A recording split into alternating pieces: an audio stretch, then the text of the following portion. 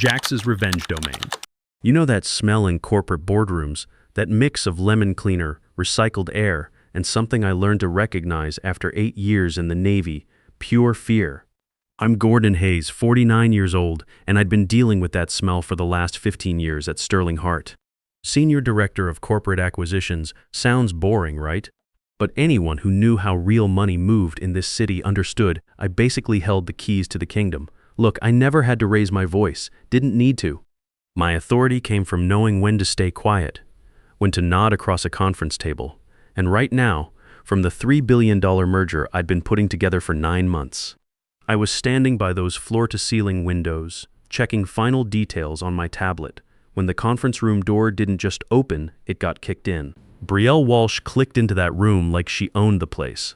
24 years old, fresh MBA that daddy probably bought her, wearing this look like she was the star of her own movie and we were all just extras.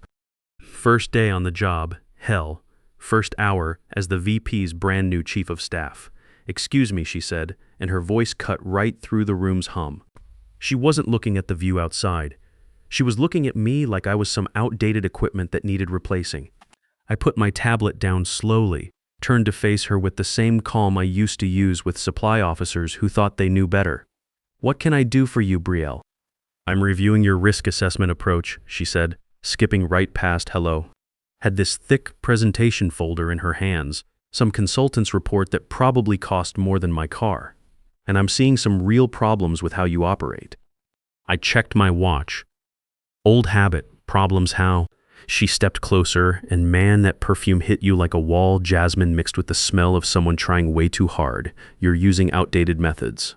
Conservative timelines, too much regulatory stuff. She tapped that folder with her nail. "This isn't 2010, Gordon. We need to move faster." Here's the thing, the whole floor went dead quiet. The analysts outside stopped typing. Junior people froze with their coffee halfway to their mouths. It was that kind of silence you get right before everything goes sideways. "Brielle," I said, using that tone I'd perfected for people about to make career-ending mistakes. "I'm meeting with Hugh Pearson in 72 hours to file regulatory paperwork for a $3 billion deal." Conservative isn't the problem here. Her face went red, clashing with that designer scarf. She wasn't used to pushback. She was used to daddy's credit card and scared interns who said yes to everything. "I am the VP's operational liaison," she announced, throwing around a title that sounded important but meant absolutely nothing. "I'm implementing new efficiency standards. If you can't adapt to modern protocols, maybe we need someone who can." It was so ridiculous I almost laughed. But I knew what this was really about. She didn't care about timelines or regulations. She wanted to take down the senior guy on day one. Show everyone who was boss by going after the biggest target. "Go home, redo your approach, and give me a timeline that makes sense for today's market," she said, crossing her arms like she was talking to a recruit. I really looked at her then, saw the shaking hands, the desperate need to prove herself, and the complete lack of understanding about what I actually did for this company. "No," I said simply. "I've got work to finish," turned back to the window, figured that was the end of it. "You're fired," she said. Those words just hung there in the air like a bomb that hadn't gone off yet. I turned around, she was breathing hard, eyes wide. She'd just pulled the trigger without knowing what she was shooting at. "You're serious," I said, not really a question. "I am your superior, and you're being insubordinate," she said, voice cracking. "Pack your stuff. Security will walk you out." I looked at those terrified faces outside the glass walls. I looked at the $3 billion contract on my tablet. And then something clicked, the same cold clarity I'd felt during my last Navy review, when they told me I wasn't political enough for promotion. "Understood," I said. Brielle blinked. She was expecting a fight, maybe some begging. "You're absolutely right, Brielle," I said, snapping my tablet shut. "Efficiency is everything." I didn't wait for her to respond, just walked past her toward my office. She thought she'd just shown everyone who was in charge. Had no idea she'd just fired the only person in the building who could navigate the regulatory maze for the Pearson deal. My office was organized chaos. Unlike those sterile conference rooms, my desk was like mission control, stacked files, legal pads with notes only I could read, and a Rolodex that was basically the most valuable thing in the entire building. Brielle probably thought everything was on computers. She didn't get that in high-stakes mergers. The real business happened through personal phone numbers written on napkins, business cards, and leather folders. and handshake deals that never touched the company servers. I didn't rush packing up. Rushing looks like panic, and I wasn't panicking. I opened my drawers like I was handling explosives, careful and methodical. First, personal stuff. Photo of my son Kevin, who'd finally started respecting his old man's professional judgment. Crystal paperweight Hugh Pearson gave me after we closed the Tokyo deal 5 years back. Then the Rolodex, my personal network, 15 years of contacts. It hit my briefcase with a solid thud. Diana Foster, my assistant, was hovering in the doorway looking like she'd just watched a car accident. "Gordon," she whispered. "Is it true? Did she really?" "It's true, Diana," I said, staying calm. I picked up the preliminary files for the Pearson merger, held them for a second. These belonged to the company, technically had to stay here. Set them right back down in the center of my desk. But the merger, Diana said, the filing is in 3 days. Nobody else knows about the environmental stuff. Nobody knows about those EPA clauses. I'm sure Brielle's got it covered, I said, and that lie tasted sweet. She's got an MBA, Diana. She understands modern efficiency. So anyway, I cleared my computer, logged out of everything, wiped my local files.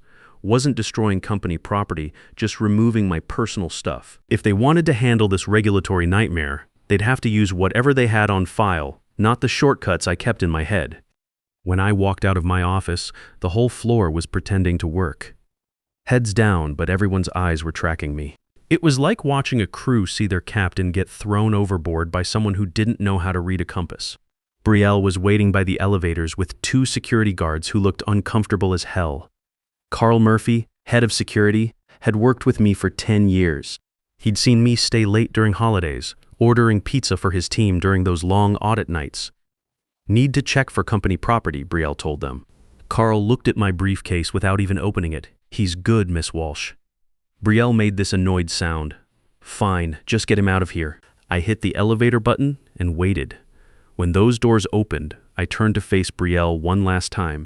She was ready for me to blow up, maybe threaten to sue or something. Instead, I smiled. The kind of smile you give someone who just handed you winning lottery numbers while thinking they gave you a parking ticket. "Thanks, Brielle," I said. Her face went confused for a second. "For what?" "For clearing up the chain of command," I said. "Real educational. Good luck with those EPA compliance things. The environmental liability stuff can be tricky." I stepped into the elevator. "What liability stuff?" she said, stepping forward as the doors started closing. "Oh, the digital files cover everything," I said quietly. "Just follow the database." The doors cut off her face right as she started to realize she might be missing something important. Going down in that elevator, I felt my stomach drop. But honestly, my position was actually getting better. I checked my watch, 10:15 a.m. By noon, legal would be asking questions. By 2 p.m., the partners would be confused. By tomorrow morning, the bleeding would start. I walked out into bright city sunshine and didn't grab a cab. Walked 6 blocks to this quiet coffee place, ordered black coffee, and sat by the window. Turned my phone off, let them sit in silence for a while. Spent the afternoon at the art museum, looking at paintings and thinking about chaos held together by frames. Amazing what you notice when you're not carrying the weight of a billion-dollar corporation on your shoulders. For the first time in years, I actually saw brushstrokes, color patterns, the way artists use empty space.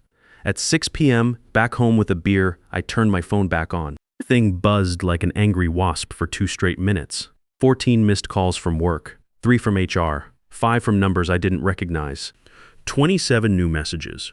Diana, 11:30 a.m.'s Gordon, legal came down asking who authorized your termination. Brielle's locked-in conference room B. Deanna, 12 to 45 p.m. minus Hugh Pearson's people tried calling you. Brielle took the call. It went badly. She told them you had medical issues. There was yelling. Diana, 2:30 p.m. minus, where are the EPA grandfather files? Brielle says you deleted them. System shows they never existed. Everyone's freaking out. I smiled, turning that beer bottle in my hands. Of course they weren't on the system. Those EPA files weren't documents. They were relationships. Handshake agreements about environmental liability transfers, verbal promises I'd made with regulatory contacts about timeline flexibility, personal guarantees based on my 15-year track record. All that knowledge was currently turning to ash in my fireplace. Email from Roy Campbell, the CFO, "You Argent, employment issue. Gordon, major communication breakdown here. Call me immediately. We need to discuss bringing you back before the Pearson deadline. We can work this out. Brielle's new, maybe got carried away. Let's not let personalities kill this deal. Personalities? I said to my empty apartment. They always called it personalities when someone pushed back, but strategy when the same person succeeded. I didn't reply. Could picture the scene at the office perfectly. Sun going down, long shadows across the floor. Brielle exhausted, that jasmine perfume going stale, her power suit wrinkled from stress. She'd be figuring out that VP's chief of staff got you compliance, but not competence, definitely not specialized knowledge. She had the files. She could see the $3 billion valuation, but she didn't understand the bigger picture. Didn't know that Section 7, Subsection C about environmental stuff was actually coded language about specific EPA exemptions that Hugh Pearson's grandfather had secured back in 1987. Looked like a liability on paper, but it was the emotional heart of the deal for the Pearson family. Try to renegotiate that to save money, which any MBA would do, and she'd insult Hugh so badly he'd walk away before they served coffee. Another text came through from a number I didn't have saved, but I knew it was Roy's private line. Gordon, pick up your phone. Name your price. I stared at that message. Name your price. My price wasn't money. My price was professional respect. And unfortunately for them, respect was something they'd just thrown in the trash. Set the phone down. Wasn't going to save them tonight. Tonight I was going to watch a movie. Maybe something about disasters. Maybe something about experienced guys walking away while headquarters burned behind them. Here's the thing. There's a specific drawer in my home office that stays locked. Doesn't have cash or jewelry. Has leverage. I walked over to my desk and got a small brass key from under this ceramic mug Kevin made me in high school. Lock opened with this satisfying click. Inside, on black felt, was a single leather folder, worn at the edges, smelling like tobacco and old paper. Gold letters on front. Regulatory Liaison Protocol, Pearson Family Trust. Most people thought Sterling Hart hired me because of my resume. Truth was, I came with the territory. 5 years ago, when Hugh Pearson first thought about letting outside money into his family empire, he had one requirement.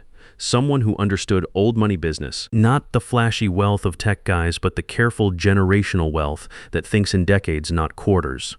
My dad had been Hugh's father's Navy logistics guy during Vietnam. I grew up playing in the library of the Pearson estate while the old men talked strategy and resource management. Wasn't just an employee. I was the bridge between the cold money-focused world of my firm and the family loyalty thing the Pearsons had going. I opened that folder. Inside was one sheet of paper with a direct phone number. Not a business line, the number for the phone Hugh kept in his jacket, the one that went straight to him. Calling this number would break every confidentiality rule in my employment contract. Professional suicide, basically. But then I thought about Brielle's face when she looked at my methods like they were broken equipment. Thought about the smugness of firing me in front of people I'd trained. I picked up my phone and dialed.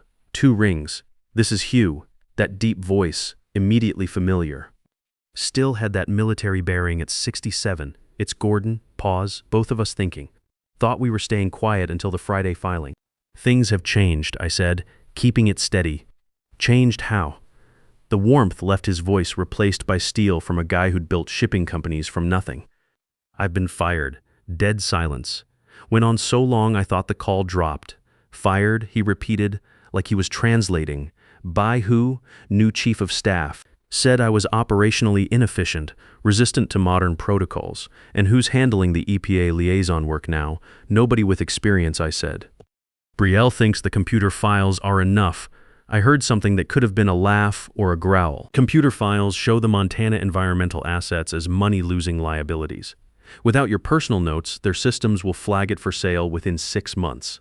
That's right, so they fired the only guy who knows the regulatory landscape, 72 hours before the biggest deal in their history. That's the situation. Gordon, Hugh said, voice dropping low, you free for breakfast tomorrow? Currently unemployed? Hugh, I'm available all day.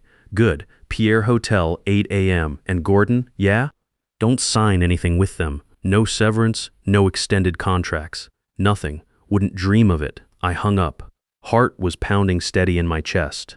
Had just crossed the line.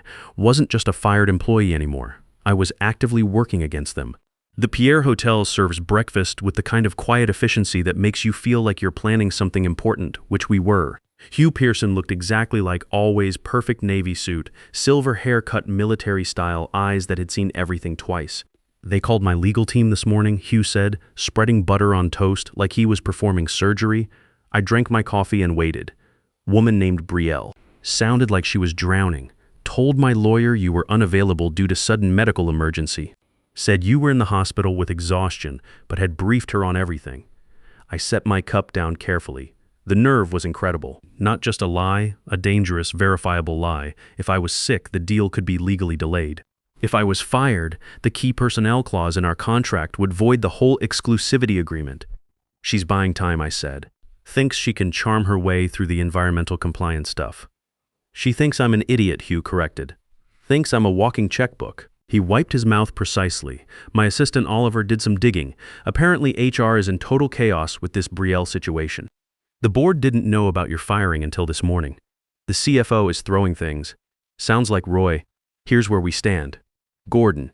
Hugh leaned forward. I don't do business with amateurs, and I definitely don't work with liars. The Sterling Hart deal is dead. He paused. But I still need to sell, and I still want you running things. He reached into his briefcase, pulled out a thick document. Not a merger agreement, a consulting contract. My holding company needs a director of strategic acquisitions. Salary doubles what you were making. Equity's significant. First job, find new buyers for my assets. I looked at the contract. This was freedom. This was power. This was perfect revenge. One more thing, Hugh added. That shark grin spreading across his face.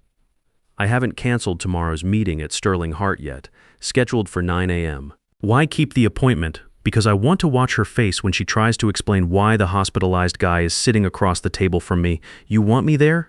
No, I want you in the lobby. I want you to be the last thing she sees before her career ends. I'll handle the meeting. You handle looking healthy.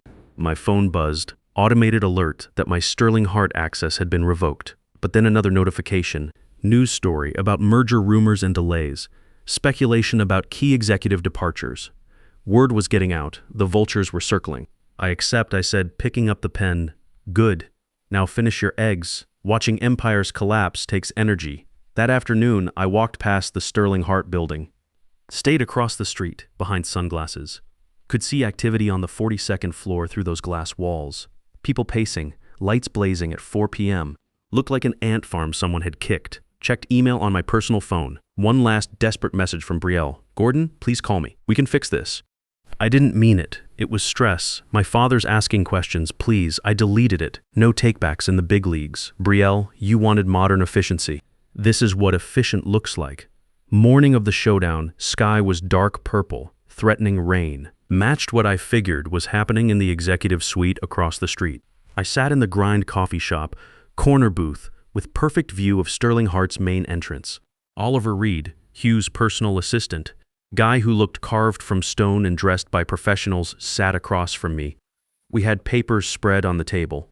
My onboarding stuff for Pearson Holdings. Hugh's 5 minutes out, Oliver said, checking his watch. He wants you visible from the lobby. Visible? Oliver pointed toward the skyscraper from their side. I looked up. Through those floor-to-ceiling windows, I could see someone in a white suit pacing by the security desk. Brielle? She was yelling at reception, waving her hands, trying to make everything perfect for Hugh's arrival, wanted to look like she was in control. Then she stopped. Looked out toward us. Distance was maybe 50 yards, but I watched her freeze when she saw me. More importantly, she recognized Oliver. Everyone knew Oliver. He was Hugh's right-hand guy, his advanced scout. She pressed her face against the glass, mouth opening, grabbed her phone, started dialing like crazy. My phone stayed quiet. I'd blocked her number an hour ago. She sees us, I said, taking a sip of coffee. Perfect. Oliver said without turning around. Panic makes people stupid, and Hugh hates stupid. I watched her lose it in real time. She spun to the receptionist, pointing at us, probably screaming about spies or something. The poor receptionist just shook her head, looking terrified. Brielle ran toward the elevators, rushing back upstairs to warn. Who? Her dad. The board. What could she say? The guy I fired for being outdated is having coffee with the buyer's main man. That was admitting catastrophic failure. She's running upstairs, I reported. Oliver nodded. She'll try to control the story. Too late. The story left with your box of stuff yesterday. He gathered our papers. You're officially signed, Gordon. Welcome to the family. Hugh's instructions. Wait exactly 20 minutes, then walk across the street. Just stand in the lobby. Be the ghost at the funeral. I watched Hugh's black car pull up to the curb. Driver opened the door. Hugh stepped out, buttoned his jacket, checked his cufflinks, and looked up at the building like a demolition expert studying a condemned structure. He walked straight into enemy territory. I waited. 1 minute, 5, 10. Rain started falling, blurring the glass, turning everything into a watercolor painting, but I could see it all clearly. I paid for coffee, checked my reflection. My suit was perfect. Time for the final act. Sterling Hart's lobby was designed to intimidate. 3 stories of marble, expensive waterfall, acoustics that made every footstep echo. I pushed through those revolving doors, the sound of water washing over everything. The scene was like a painting. Hugh Pearson standing dead center of the space near the security gates, not moving toward elevators, just standing there like a monument. Brielle was there too, must have sprinted down the stairs because she looked rattled. White suit wrinkled, jasmine perfume turned sour. She had Roy Campbell and Simon Brooks flanking her, both looking like they'd rather be anywhere else. I walked quietly across that marble floor, heels clicking steady rhythm that cut through the water noise. Stopped about 20 feet away, close enough to hear, far enough to watch. Unexpected complications, Brielle was saying, voice high and bouncing off the hard surfaces. But like I said, Gordon's got medical issues. He's in the hospital. I'm fully briefed and ready to sign. Hugh stared at her without blinking. Military stillness, complete authority. Medical issues, he repeated. His voice wasn't loud, but it carried. Yes. Brielle nodded frantically. Very sudden, but he told me everything. I can handle all the operational stuff. Hugh pulled out his phone, tapped once. Interesting, Hugh said, because I just got a text from him. Says the coffee across the street was excellent. Brielle froze. Blood drained from her face so fast she looked like a wax figure. Roy Campbell's head snapped up like he'd been shot. What? Roy choked out. Hugh turned slightly, scanning the lobby. His eyes found mine. Didn't smile, just gave the smallest nod. Brielle spun around, saw me standing there. Healthy, calm, holding my briefcase. The hospitalized invalid, miraculously recovered. The silence that followed could have crushed cars. She. Brielle stammered, pointing a shaking finger at me. She's lying. She must have. I fired her.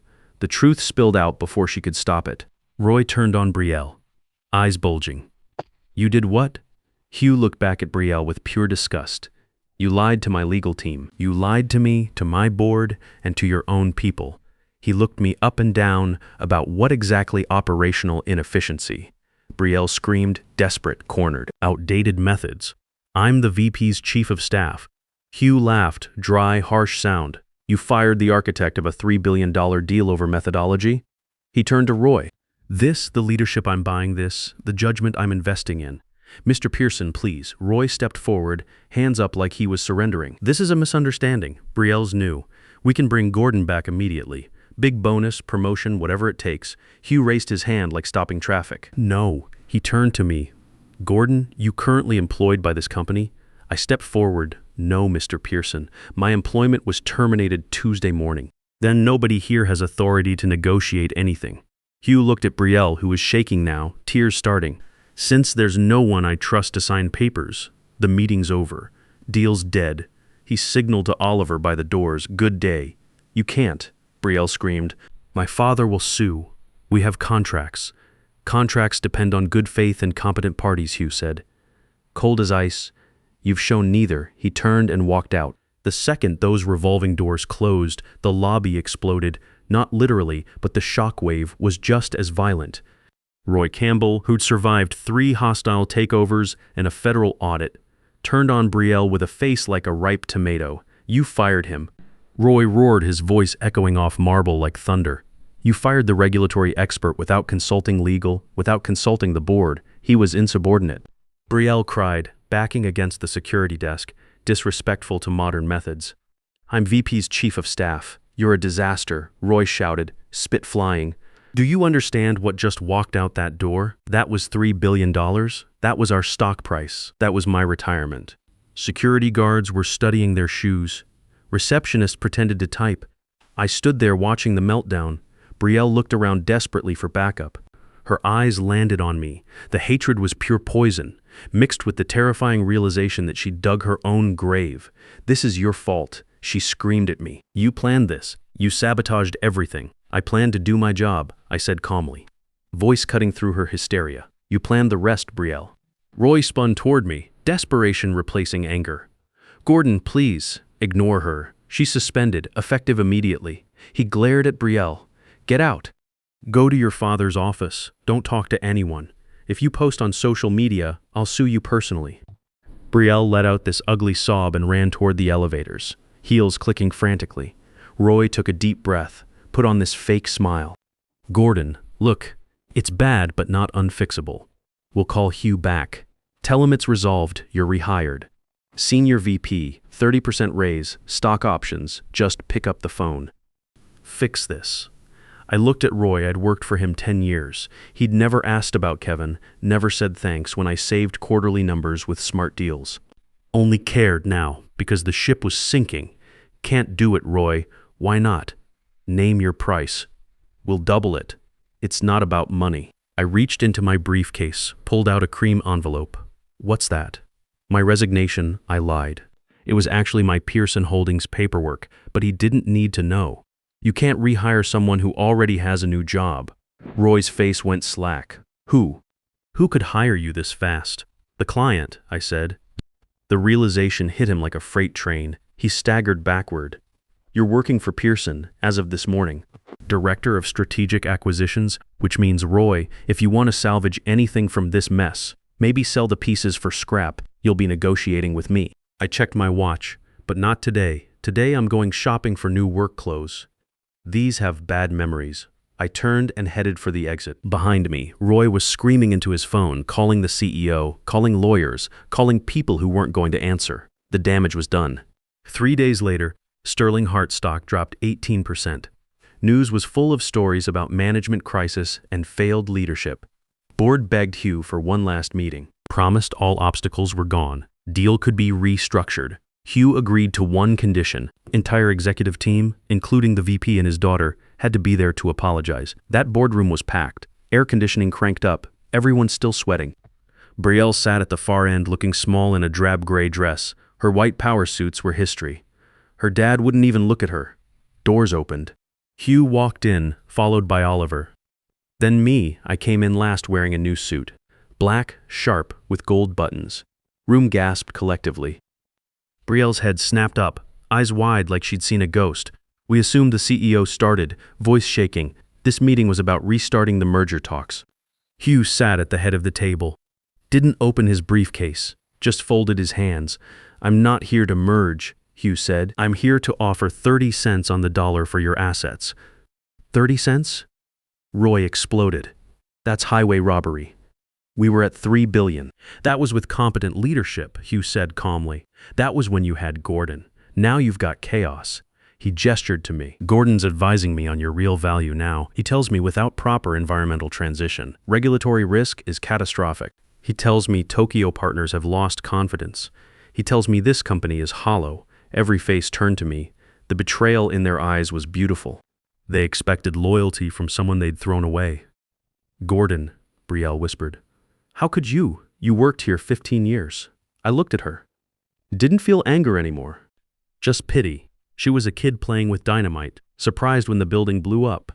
I did work here 15 years, I said. Followed the rules. Did good work. Played the game right. And you decided it wasn't enough. The VP finally spoke. We can fix this. Gordon, come back. We'll fire Brielle. Give you her position. Just tell him to sign the original deal. Room held its breath.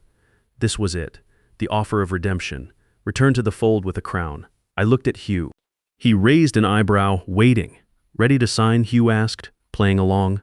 I looked at the CEO, at Roy, finally at Brielle. I smiled. The smile of someone who knows exactly where all the bodies are buried because I'm the one who dug the holes. Sorry, I said softly, voice echoing in the silent room. She fired me. No deal. Hugh stood up. You heard the man. Offer stands at 30 cents on the dollar. You have until 5 p.m. to accept, or we wait for bankruptcy and buy at 10 cents. He walked out. I followed, didn't say goodbye. The silence behind us said everything. In the elevator, Hugh handed me a file. Excellent work, director. Thanks, Hugh. Doors opened. For the first time in 15 years, I didn't check my reflection. I knew I looked perfect. We went down, leaving the wreckage on 42nd floor. That evening, my phone rang. Kevin, Dad, saw the news about your old company. Stock's tanking. You okay? Better than okay, son. Just started a new job. Better pay, better people. Good for you. Mom always said you were too good for those jerks anyway. After I hung up, I sat on my couch with a beer, looking out at the city lights. Tomorrow I'd start building something new with Hugh. Tonight I was just a guy who'd stood up for himself and won.